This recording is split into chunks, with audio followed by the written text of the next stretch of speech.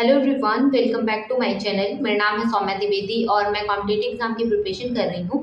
जैसा कि मैंने आरपीएफ एसआई के एग्जाम से रिलेटेड कल इंपॉर्टेंट टॉपिक बताए थे कि मेरे एग्जाम में जिस हिसाब से क्वेश्चन पूछे गए थे, तो आने वाली शिफ्ट में ये सारे टॉपिक आ सकते हैं। कल मैंने एक वीडियो अपलोड कर दी थी।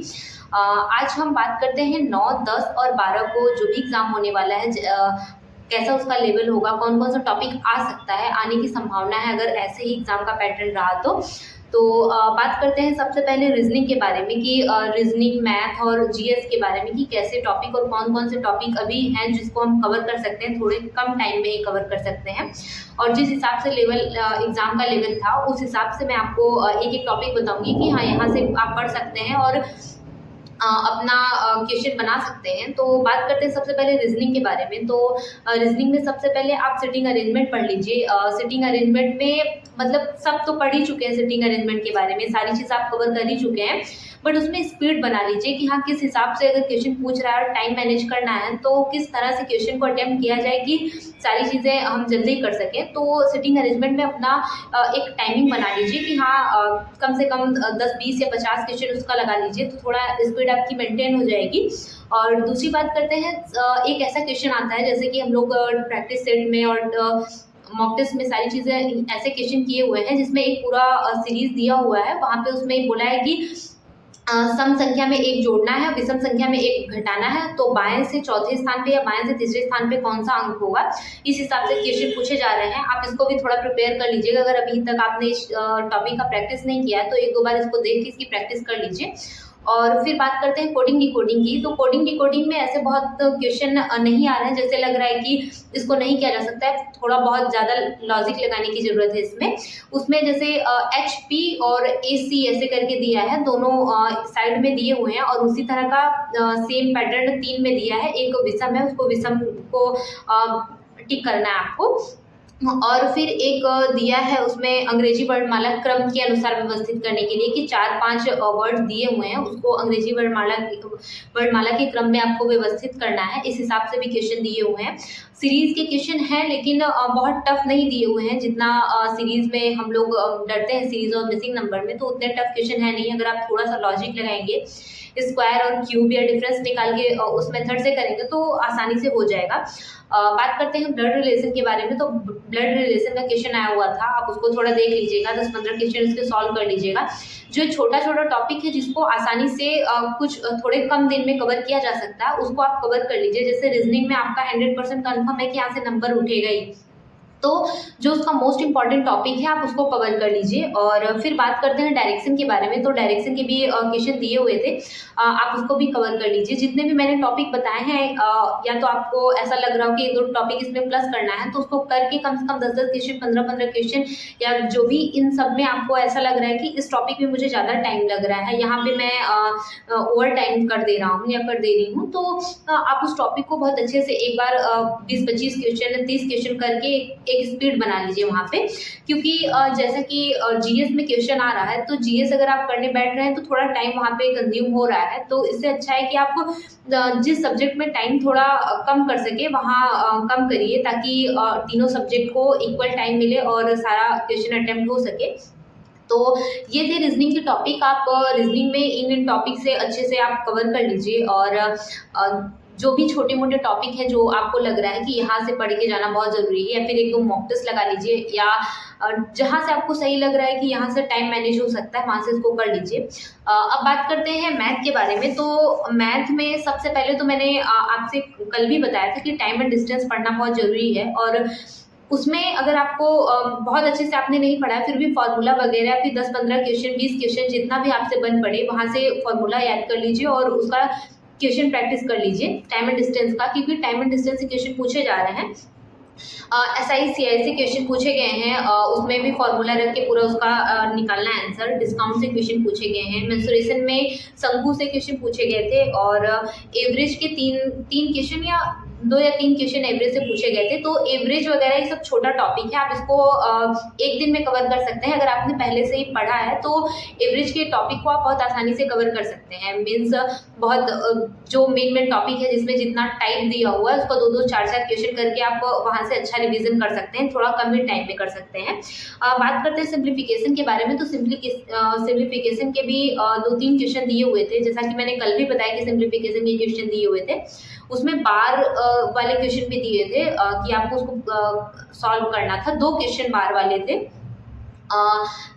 2 क्वेश्चन बार वाले थे मैथ में सिंप्लीफिकेशन में, और 1-2 क्वेश्चन ऐसे थे कि उसका समीकरण वाला क्वेश्चन था तो सिंप्लीफिकेशन में ही, और पार्टनरशिप के भी क्वेश्चन आए थे, प्रॉफिट एंड लॉस के क्वेश्चन आए थे। तो जो भी आपने इन सारे टॉपिक में जो टॉपिक एकदम अच्छे से पढ़ लिया है और आपको ऐसा लग रहा है कि यहाँ पे भी कमी है थोड़ी, तो उसके टाइप को 2-2 4-4 क्वेश्चन करके आप इसको कवर कर लीजिए, क्योंकि जो छोटा टॉपिक है आप उसको आसानी से कवर कर सकते हैं। अब एग्जाम होगा 9, 12 और 13 को, तो भी आपके पास टाइम है, आराम से इन सारी चीज़ों को अच्छे से रिवीजन कर लीजिए, अच्छे से पढ़ लीजिए।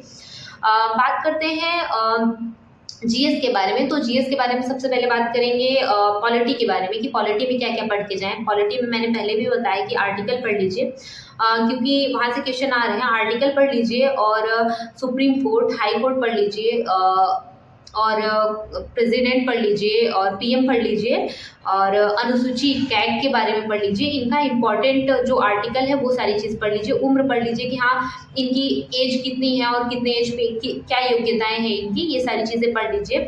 और बात करते हैं हिस्ट्री के लिए। तो हिस्ट्री में 1-2 क्वेश्चन थोड़ा एंशिएंट हिस्ट्री से आया था और मॉडर्न हिस्ट्री के क्वेश्चन आए थे। जैसा कि मॉडर्न हिस्ट्री सभी एग्जाम के लिए बहुत ज़रूरी है कि मॉडर्न हिस्ट्री से कुछ ना कुछ क्वेश्चन आते ही हैं।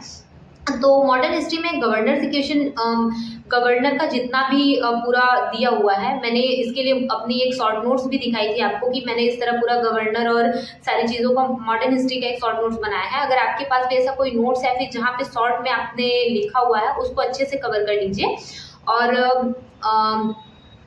कांग्रेस के अधिवेशन के बारे में पढ़ लीजिए कि पहला अधिवेशन कब हुआ था, कहाँ पे हुआ था, और जितने सारे अधिवेशन हैं जो इम्पोर्टेंट है, पहली महिला कौन थी और ये सारी चीज़ें, और पहली भारतीय महिला, पहले मुस्लिम अध्यक्ष कौन थे, ये सारी चीज़ आप मॉडर्न हिस्ट्री में ये सारी चीज़ें आप अच्छे से कवर कर लीजिए। और साथ ही साथ जो बहुत सारे आंदोलन और जो मेन चीज़ हैं जो बार बार एग्जाम में पूछी जाती हैं, चाहे वो महात्मा गांधी से रिलेटेड हो या फिर चाहे अदर किसी से भी रिलेटेड हो, उसको पढ़ लीजिए एक बार, उसको भी रिवाइज कर लीजिए।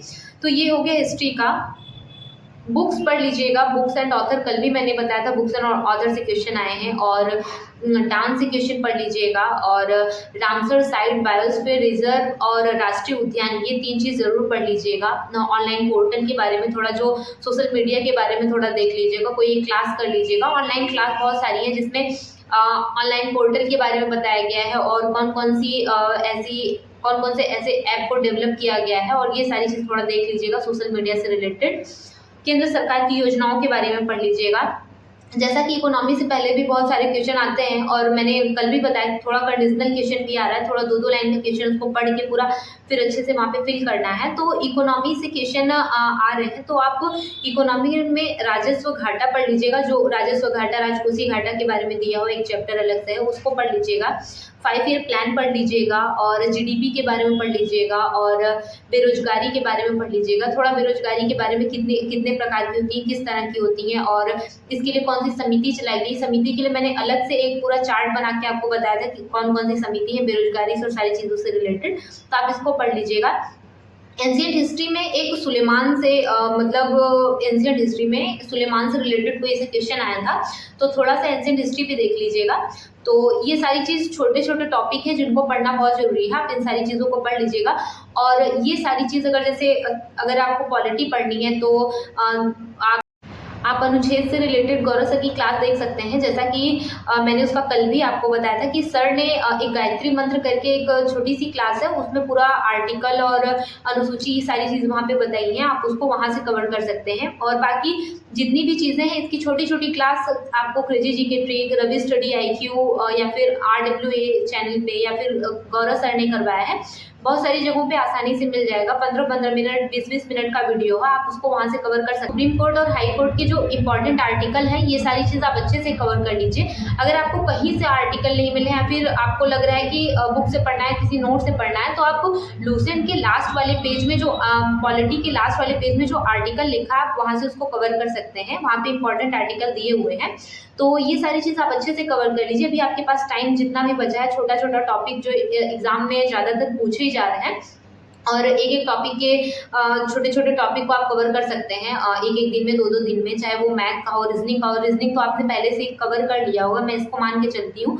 और जो नहीं भी हुआ है, जैसे जिसमें टाइम लग रहा है, आप उसको अभी थोड़ा प्रैक्टिस करिए। 15-20 क्वेश्चन, 30 क्वेश्चन ऐसे करके करिए, आपका अच्छे से टाइम वहाँ पे मैनेज हो जाएगा। और अभी आपके पास टाइम है तो कोशिश करिए कि एक एक मॉक टेस्ट देते रहिए ताकि आपकी प्रैक्टिस बनी रहे। एग्जाम से 4-5 दिन पहले मॉक टेस्ट तो बिल्कुल भी मत छोड़िए, थोड़ा प्रैक्टिस बना रहेगा तो अच्छा रहेगा। अगर आप फुल मॉक नहीं दे रहे हैं तो आप मिनी मॉक दीजिए, छोटा छोटा मॉक दीजिए, रीजनिंग का दीजिए, मैथ और GS का दीजिए। और बाकी सारी चीज़ें ऐसी हैं, इसी तरह के क्वेश्चन पूछे जा रहे हैं, इसी टॉपिक से इसी तरह क्वेश्चन पूछे जा रहे हैं। जनगणना से भी क्वेश्चन पूछा जाए। जनगणना से नवीन सर ने एक क्लास लगाया था नेक्स्ट ईयर शायद, तो आप उसको देख सकते हैं, या फिर गौरव सर की क्लास देख सकते हैं। और सारी, या फिर आपको PDF से रिवाइज करना हो तो PDF से रिवाइज कर सकते हैं। एक बार जनगणना को भी देख के जाइएगा, वहाँ से भी क्वेश्चन आ रहे हैं। तो ये सारे टॉपिक अच्छे से तैयार करिए। आने वाले एग्जाम में ये सारे टॉपिक से रिलेटेड क्वेश्चन आ सकते हैं, संभावनाएं। तो आप इन सारी चीज़ों को तैयार करिए और 9, 12 और 13 को जिसका भी एग्ज़ाम है सबको बेस्ट ऑफ लक। अच्छे से एग्ज़ाम दीजिए, अच्छे से पढ़ाई करिए। Thank you so much.